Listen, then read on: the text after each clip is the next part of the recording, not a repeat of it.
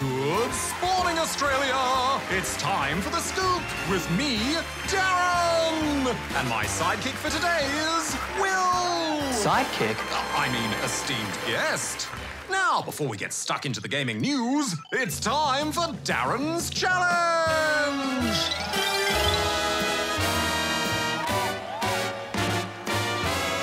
What name does Captain Cuttlefish give to the amnesiac Octoling in the Splatoon 2 Octo expansion? Answer at the end of the scoop. Well, I have a feeling it's a pretty appropriate name. Appropriate? Don't give it away now, Will. On to the news. First up, a first-time competitor at the NorCal Regional Fighting Game Tournament has managed to defeat the Dragon Ball FighterZ World Champion. A player known as Kazunoko won the Dragon Ball FighterZ World Tour Championship earlier this year and is considered to be one of the best fighting game players around. Yet, he was beaten by newcomer Brian Nakai. That's pretty inspiring. Everyone loves an underdog story. Right, Boatmeal?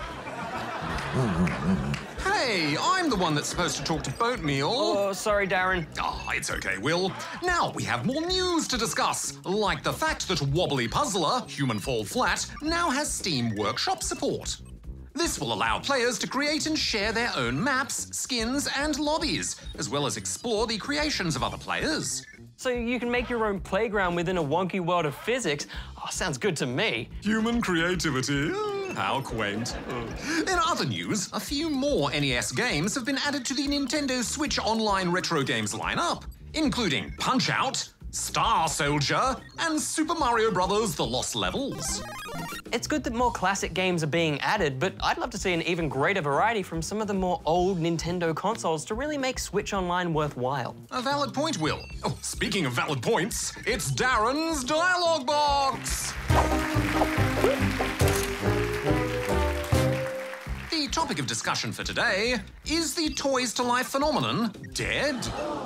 It is an interesting one, Darren. I was actually thinking about this recently too, after Ubisoft announced that they are going to stop making toys for Starlink Battle for Atlas. Apparently, sales just didn't live up to expectations. Affirmative. It was thought that Starlink might have been able to revive the Toys to Life genre, but considering this news, as well as what happened to LEGO Dimensions, Skylanders, and the Disney Infinity series, perhaps the genre really is ready to be buried. Maybe, Darren, like those old ET cartridges, but I do have a fondness for Toys to Life, and Amiibo is still around. I actually remember hearing that sales grew in the 2017 to 2018 fiscal year. Impressive use of fiscal data there, Will. Now it's time for the Extra Scoop! What's on the cards for this week? This week, I've been looking back at some of the highlights from the Alt Control GDC showcase for games with unconventional controllers. From the Book Ritual, which uses a real book and shredder, to Overtime, which converts a basketball toy into a controller, to Ruins Climber, where you're a chicken climbing a wall with a rope. Which makes me wonder, why would a chicken climb a wall? I know this one. To get to the hen house. Get it? That is pretty good, Darren. Oh, my jokes are. And now it's time for the answer to Darren's challenge. The name Captain Cuttlefish gives to the amnesiac Octoling in the Splatoon 2 Octo expansion is Agent 8. Originally referred to as Subject 10,008 by the telephone, Captain Cuttlefish decides Agent 8 is a more efficient moniker. Monica? Who's Monica? Oh, Will. And that's all the scoops we have for now. Until next time, good night, Australia. Oh, yeah. Love you all.